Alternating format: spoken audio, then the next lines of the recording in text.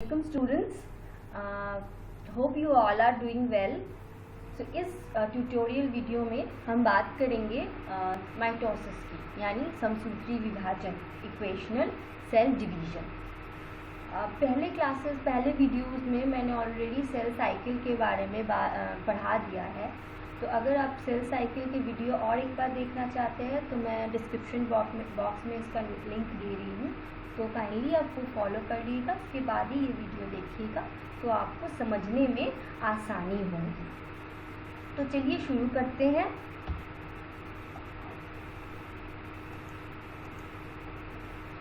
तो जब हम माइटोसिस यानी समसूत्री विभाजन के बारे में बात करते हैं तो बहुत इम्पॉर्टेंट है जो ये शब्द है, ये जो टर्म है, इसका मीनिंग जाने। तो ये जो टर्म है माइटोसिस, ये दो शब्दों से बना हुआ है, एक है माइटोस और एक है ओसिस। माइटोस का मीनिंग होता है थ्रेड यानी धागा, और ओसिस का है स्टेट यानी स्थिति। इस कोशिका विभाजन में, इस सेल डिवीजन में क्या हमें दिखेगा कि जो कुछ धागे जैसे स्ट्रक्चर्स दिखने को मिलेंगे जो कि है क्रोमोसोम्स, इसीलिए इसको माइटोसिस बोला जाता है।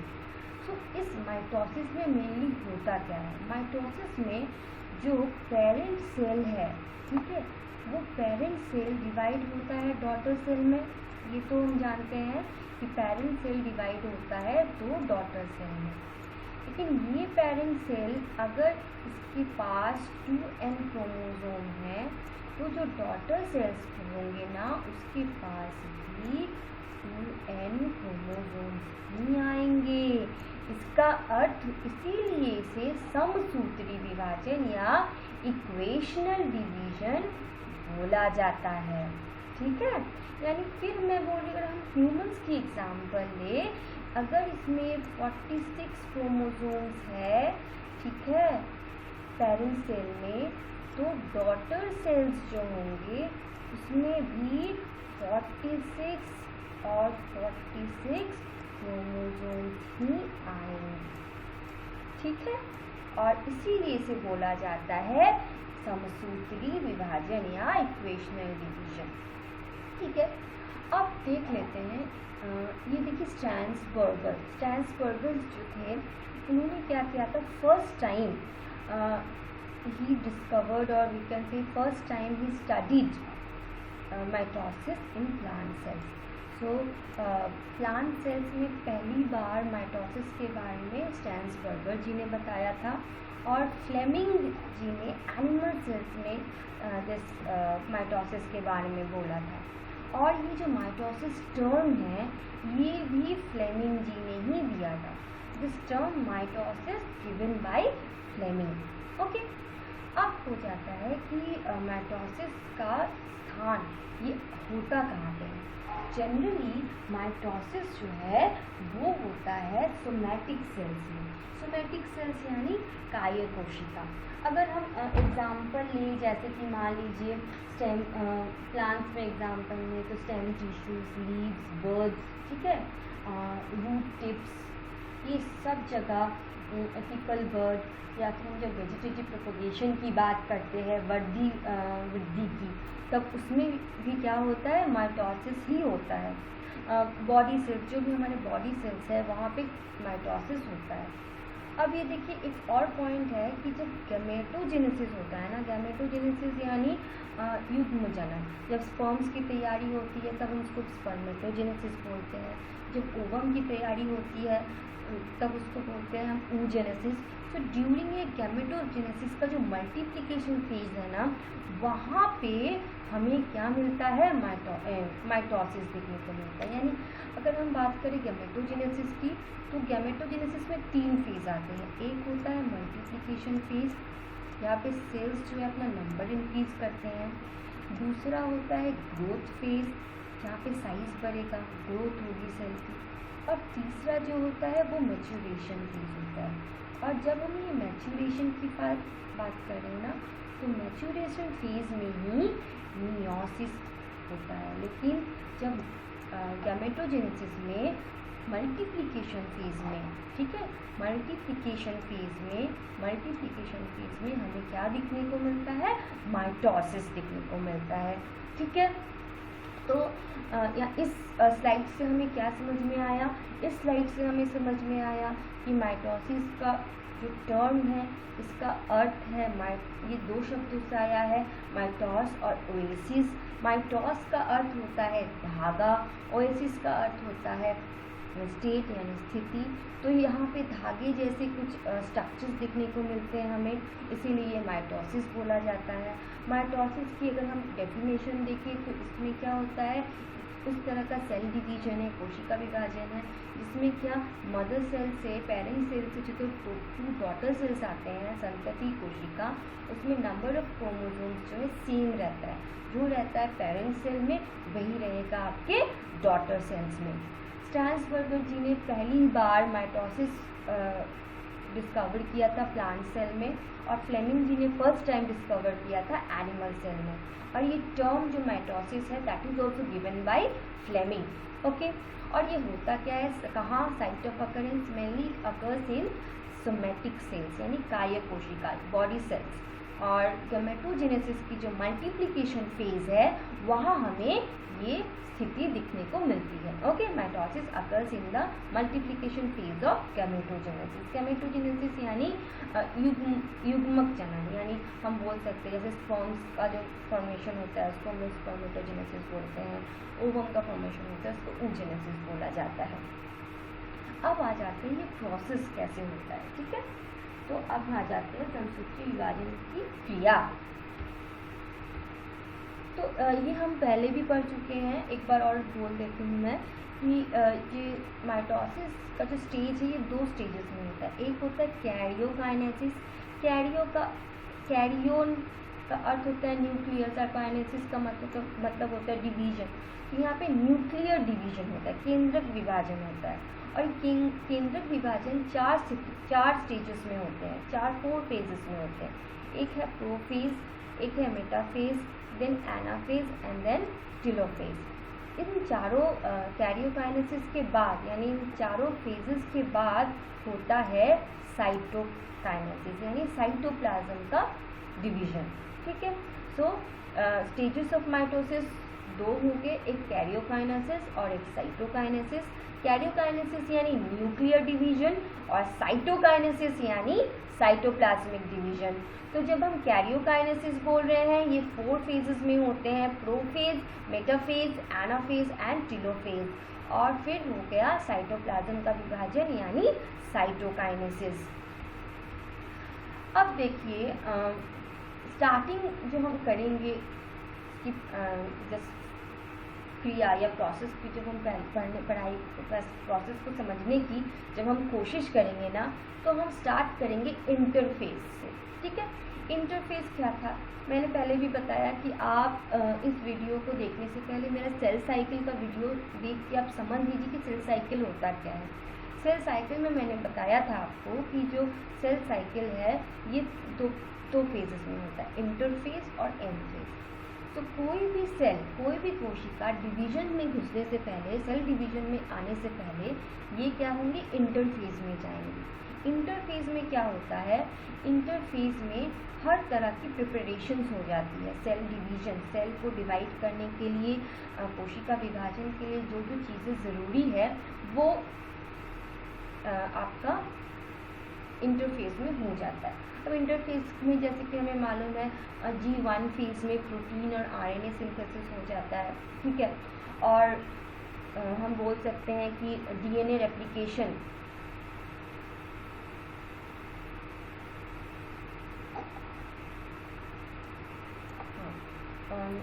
DNA रेप्लिकेशन और हिस्टोन सिंथेसिस, हिस्टोन की तैयारी होगी S फेज में। फिर स्पिंडल फाइबर्स तैयार करने के लिए जो प्रोटीन यानी ट्यूब्यूलिन, उसकी तैयारी, ATP और RNA की तैयारी हो गई G2 फेज में।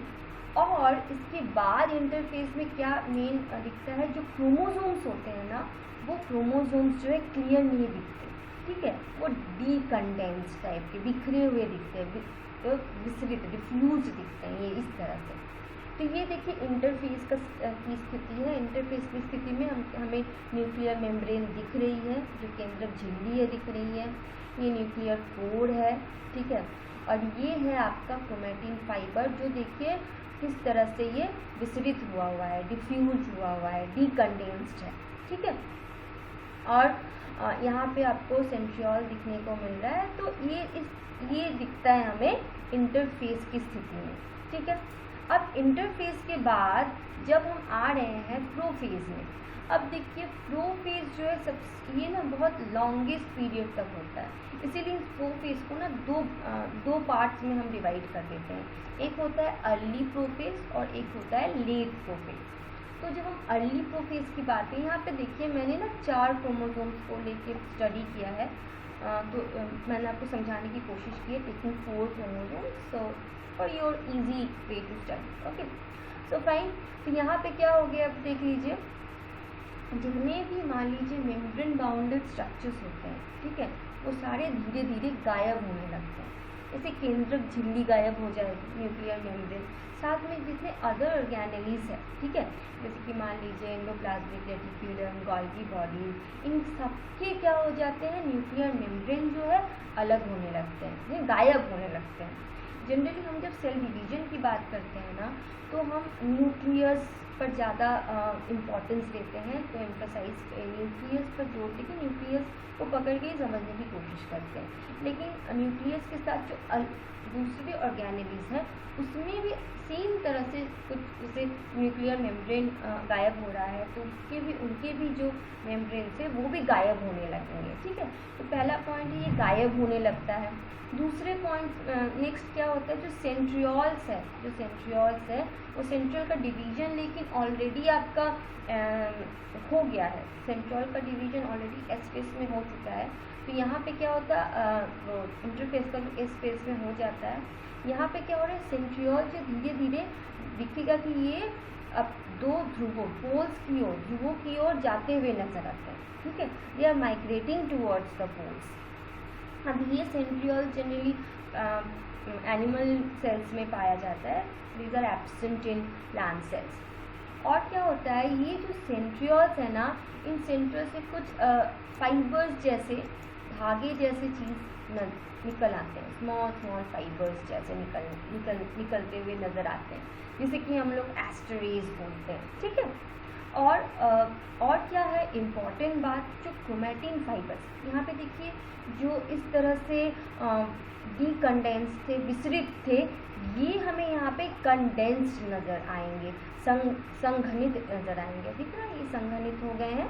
तो ये चेंजेस हमें दिखने को मिलेंगे प्रोफेज में। तो मेनली प्रोफेज में हमें क्या मिला, जो मेम्ब्रेन बाउंडेड स्ट्रक्चर्स होते हैं, उनके मेम्ब्रेन्स जो है, झिल्लियाँ जो है, जैसे केंद्रक झिल्लियाँ धीरे धीरे गायब होने लगती हैं, और सेंट्रियोल्स जो है वो दोनों पोल्स की ओर, ध्रुवों की ओर जाती हुई नजर आएंगी। सेंट्रियोल्स में से कुछ फाइबर्स जैसे, धागे जैसे निकल आएंगे। और जो क्या है, क्रोमैटिन फाइबर जो कि इंटरफेस में हमें विसरित मिला था, डिफ्यूज मिला था, डीकंडेंस्ड मिला था, वो यहाँ कंडेंस्ड नजर आएंगे, ठीक है। तो ये होता है अर्ली प्रोफेज में। अब हम आ जाते हैं लेट प्रोफेज में। अब लेट प्रोफेज में क्या हुआ देखिए, अब ये एस्टर्स जो है कंप्लीटली 2 पोल्स में आ गए हैं। यहाँ पे आपको दिखने को मिलेगा कि न्यूक्लियर मेम्ब्रेन ये पूरी गायब हो गया है, हाँ। और इधर देखिए ये एस्टर्स जो है, ये सेंट्रियोल्स जो है, ये दोनों तरफ आ गए हैं 2 पोल्स में। और ये जो स्ट्रक्चर तैयार हुआ है ना, इसको हम बोल रहे हैं एस्टर। तो एस्टर में क्या होगा, ये जो फाइबर्स जो निकल आ रहे हैं, जिसको हम लोग एस्टरीज बोल रहे हैं, और खुद सेंट्रियोल मिलके बनाता है एस्टर, ठीक है। और 2 एस्टर मिलते हैं एनिमल सेल में, इसीलिए इसको एम्फी एस्ट्रल डिवीजन भी बोला जाता है, ठीक है। Since we are getting 2 asters और also known as amphiastral division, और जो कि प्लांट में एब्सेंट होता है प्लांट सेल में, इसीलिए इसको एन एस्ट्रल, प्लांट सेल का जो डिवीजन है उसको एन एस्ट्रल सेल डिवीजन भी बोला जाता है, ठीक है। और क्या होता है कि अब क्या होंगे, जो स्पिंडल फाइबर्स जो तैयार हो रहे हैं, वो अब क्रोमोसोम्स के साथ अटैच्ड दिखने लगते हैं। हमें मालूम है जो ये स्पिंडल फाइबर्स है किससे बने होते हैं, ट्यूबुलिन प्रोटीन से।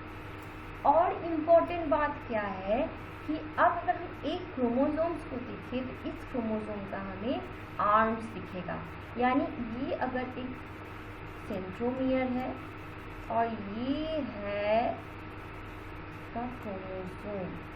अब ये क्रोमोसोम्स के आर्म्स दिखने लगेंगे, जिसको हम लोग बोलते हैं सिस्टर क्रोमैटिड। जैसे कि मैंने आपको बता दिया था कि एस फेज में क्या होता है, डिवीजन हो जाता है। एस फेज में डीएनए रेप्लिकेशन हो रहा है, आर्म्स डिवाइड करे लेकिन अलग नहीं होते हैं, ये अलग नहीं होते हैं क्रोमोसोम्स के, ये साथ में रहते हैं, तो इनके आर्म्स दिखने लगेंगे।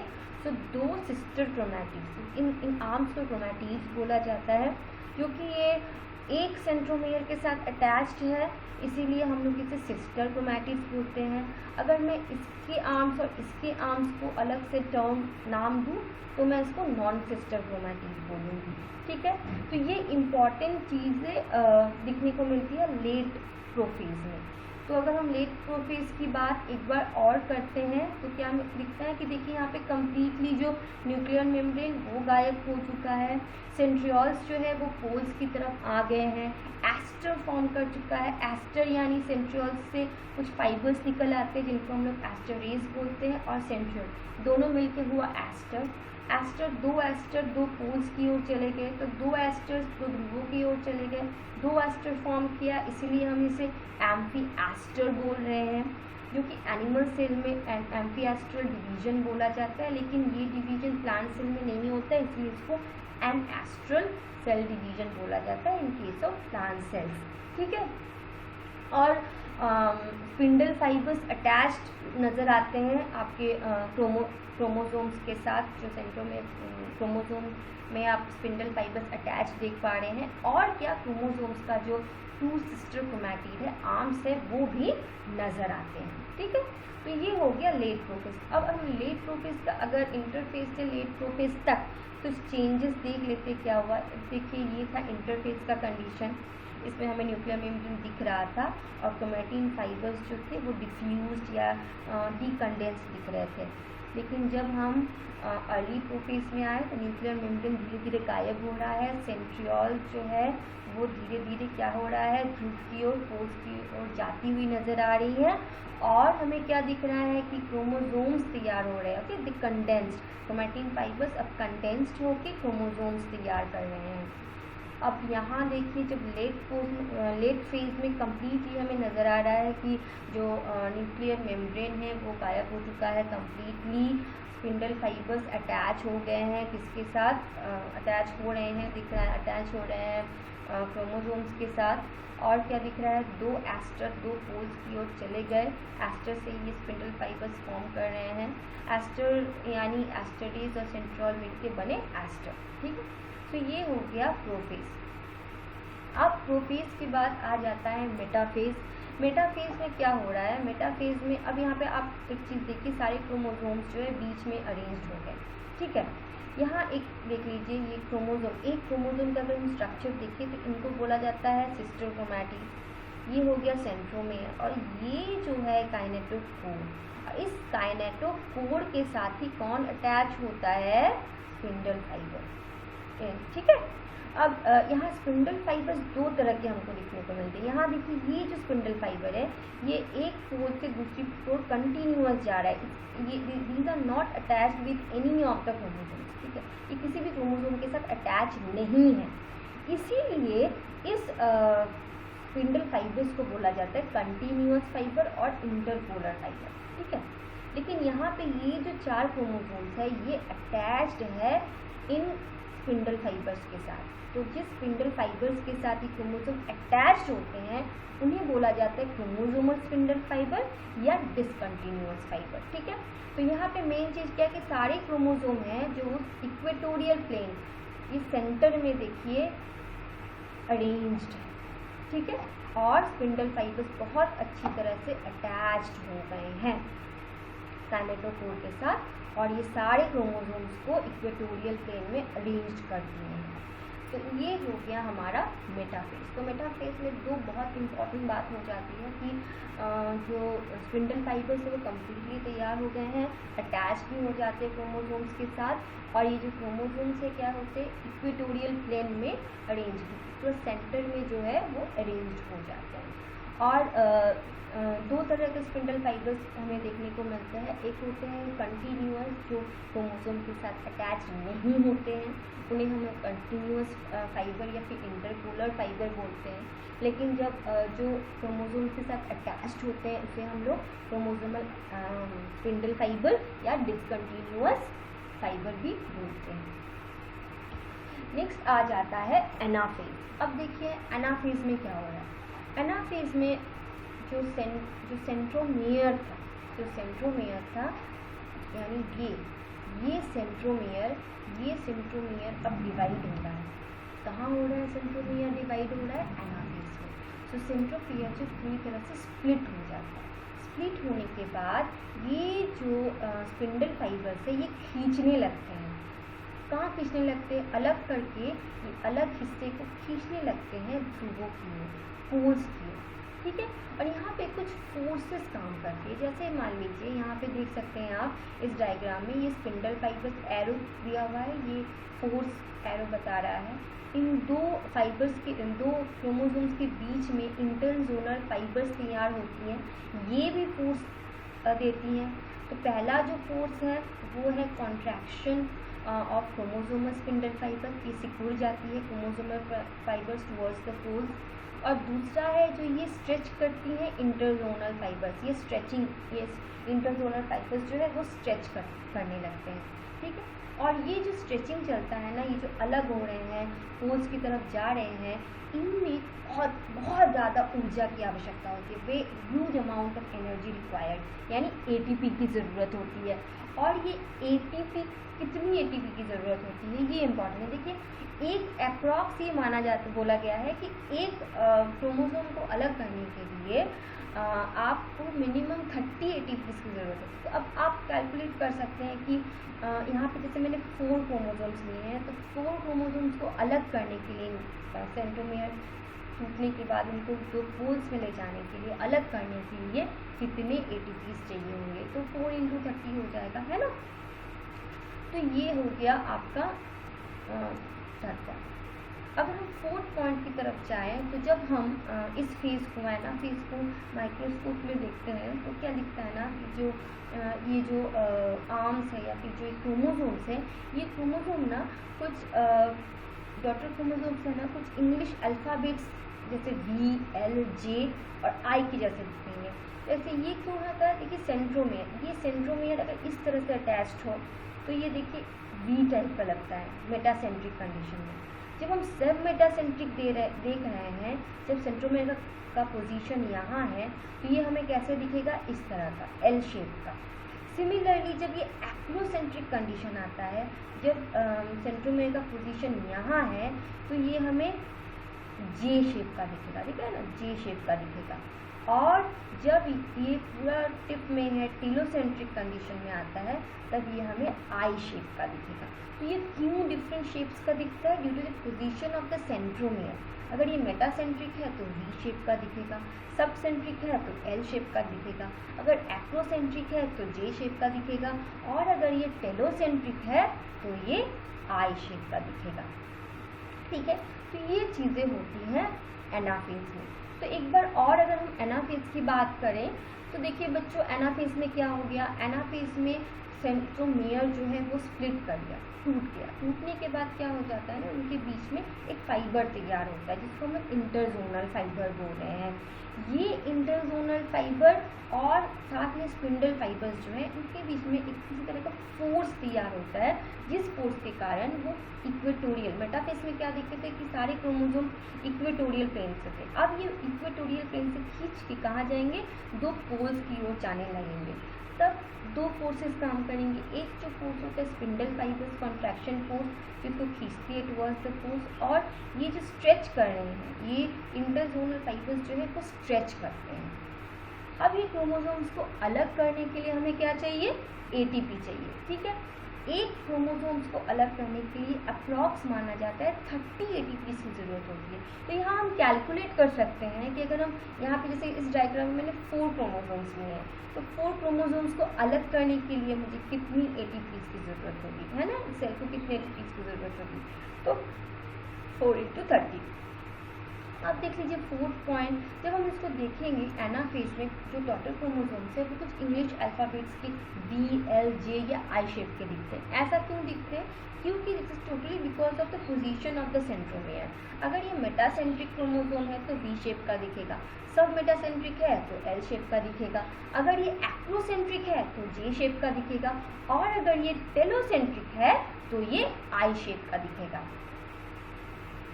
इसके बाद हम आ जा रहे हैं टेलोफेज। जब हम टेलोफेज में आते हैं तो क्या क्या हो रहा है, एक चीज़ दिमाग में रखिएगा, जो चेंजेस प्रोफेज में हुआ जस्ट टेलोफेज में उसका ही रिवर्स होगा, उसका ही उल्टा जो चीज़ें हमें देखने को मिलेंगी, just reverse things you can see in case of telophase. क्या क्या रिवर्स होंगी? अगर जैसे मान लीजिए प्रोफेज में हमें क्या दिखता है, प्रोफेज में हमें दिखता है जो कि क्रोमैटिन फाइबर्स है वो कंडेंस्ड हो रहे हैं क्रोमोसोम्स तैयार करने के लिए, फॉर्म करने के लिए। लेकिन जब हम यहाँ पे देख रहे हैं कि अब क्या हो रहा है टेलोफेज में, ये डीकंडेंस्ड हो रहे हैं, फिर से ये वो धागा क्रोमैटिन फाइबर जैसा डिफ्यूज दिखने लगेंगे। ठीक है, ये देखिए दिख रहे हैं। अच्छा, क्या था प्रोफेज में, क्या दिखा था हमें? प्रोफेज में दिखा था कि जो तो मेम्ब्रेन्स जो है, न्यूक्लियर मेम्ब्रेन या जो बाकी मेम्ब्रेन है वो क्या हो रहा है, गायब हो रहा है, डिसअपीयर हो रहा है। लेकिन यहाँ पे क्या होगा, धीरे धीरे जो है न्यूक्लियर मेम्ब्रेन जो है वो अब अपीयर होने लगेंगे। देखिए अपीयर हो रहे हैं, अपीयर होने लगेंगे। ठीक है, और जो एस्टरेज है वो क्या होगा, धीरे धीरे ऐसा दिखेगा कि ये गायब, एस्टरेज जो है वो धीरे धीरे गायब हो रहे हैं, ऐसा हमें दिखेगा। तो ये हो गया हमारा टेलोफेज। अब टेलोफेज के बाद आ जाता है साइटोकाइनेसिस। अब ये साइटोकाइनेसिस ना कब, यानी साइटोप्लाज्म का जो डिवीजन ये कब हो रहा है, या फिर ये होगा आपका एनाफेज के अंत में या फिर टेलोफेज के बिगिनिंग में। ठीक है, तो हमें देखिए ये जो कर्व नज़र आ रहा है दिस सिंबलाइज कि अब साइटोप्लाज्म जो स्टार्ट होने लगा है। कोई भी ना क्लियर कट डिमार्केशन नहीं है कि ये फेज कब स्टार्ट होता है कब एंड होता है, तो ये लिटिल बिट क्या ओवरलैप होता है एक दूसरे से स्टेजेस पे। तो अगर हम साइटोकाइनेसिस की बात करें तो अब देखिए साइटोकाइनेसिस यहाँ पे देखिए अलग होना स्टार्ट हो गया है। नेक्स्ट में भी देखिए यहाँ पे और डिवीजन हो रहा है, और यहाँ पे ये कम्प्लीटली 2 सेल्स में डिवाइड हो गया है। सो ये हो गया आपका साइटोकाइनेसिस, यानी कोशिका द्रव्य विभाजन, या फिर हम बोल सकते हैं साइटोप्लाज्म प्लाज्मिक डिवीजन। अब हम फुल जो ओवरऑल प्रोसेस है, स्टेजेस है माइटोसिस का, वो अगर हम एक बार रिवाइज कर लें तो पहले कहाँ से स्टार्ट कर रहे हैं, इंटरफेज में। इंटरफेज में क्या दिख रहा है हमको कि न्यूक्लियर मेम्ब्रेन दिख रहा है, फिर क्रोमैटिन फाइबर्स जो डिफ्यूज दिख रहे हैं, डीकंडेंस्ड दिख रहे हैं। फिर जब हम प्रोफेज में, अर्ली प्रोफेज में देखिए न्यूक्लियर मेम्ब्रेन अब गायब हो रहा है, सेंट्रियोल जो पोल्स की ओर जाता हुआ नजर आ रहा है, is migrating towards the poles, और जो क्रोमैटिन फाइबर्स है ये क्या हो रहे हैं, they are becoming condensed and वो क्रोमोसोम फॉर्म कर रहे हैं। ये लेट फेज में स्पिंडल फाइबर्स तैयार हो रहे हैं, स्पिंडल फाइबर्स तैयार होते हैं with the help of the protein made up of tubulin. फिर एस्टर फॉर्म कर गया है देखिए, और अब ये अटैच्ड हो रहे हैं। जब हम मेटाफेज की बात कर रहे हैं तो अब स्पिंडल फाइबर्स कम्प्लीटली तैयार हो गए हैं, कंटिन्यूअस फाइबर और डिसकंटिन्यूअस क्रोमोसोमल फाइबर्स तैयार हो गए हैं, और क्रोमोसोम जो है वो इक्वेटोरियल प्लेन में अरेंज्ड हो गए हैं। इसके बाद आ जाता है आपका एनाफेज। एनाफेज में सेंट्रोमियर जो है वो स्प्लिट कर चुका है, डिवाइड होके अब ये खींच रहा है क्रोमोसोम्स को टुवर्ड्स द पोल्स। ठीक है, डॉटर क्रोमोसोम्स में जब 2 तरह के फोर्सेस आ रहा है, एक होता है इंटरजोनल फाइबर, दोनों के बीच में जो फाइबर है ये स्ट्रेच करते हैं, और ये जो स्पिंडल फाइबर्स है ये भी कॉन्ट्रैक्ट करके सिकुड़ रहे हैं, क्यों? क्योंकि ये क्रोमोसोम्स को दो पोल्स की ओर, ध्रुवों की ओर ले जा रहे हैं। इसके बाद जो नेक्स्ट स्टेप है ये टेलोफेज है, जहाँ पे अब क्या जो प्रोफेज में देखिए, जो प्रोफेज में हुआ है उस प्रोफेज में जो हुआ है उसका जस्ट उल्टा हो रहा है यहाँ पे। अब यहाँ पे देखिए धीरे धीरे न्यूक्लियर मेम्ब्रेन अपीयर हो रही है, जो कि यहाँ पे डिसअपीयर हो गया था। क्रोमोसोम्स यहाँ पे कंडेंस्ड है, यहाँ पे डीकंडेंस्ड हो रहे हैं। इसके बाद आ जाता है साइटोकाइनेसिस। साइटोकाइनेसिस में क्या हो रहा है, आफ्टर डिवीजन अब जो साइटोप्लाज्म है, कोशिका द्रव्य है, वो विभाजित हुई, कंप्लीटली डिवीजन हो गया। ठीक है, तो ये है complete overall stages occurring or the steps that are taking place during mitosis। तो ये माइटोसिस यानी इक्वेशनल डिवीजन और हम बोल सकते संश्लिष्टि विभाजन, ये टॉपिक कवर हो गया है इस वीडियो में।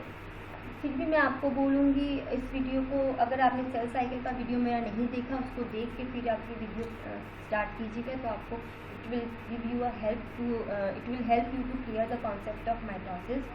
यदि आपको मेरी वीडियो पसंद आई हो तो लाइक और शेयर कीजिएगा, मेरे चैनल को सब्सक्राइब कीजिए और बेल आइकन प्रेस कीजिए, क्योंकि आप मेरी जो और वीडियोस की अपडेट्स आपको रेगुलर मिलती रहे।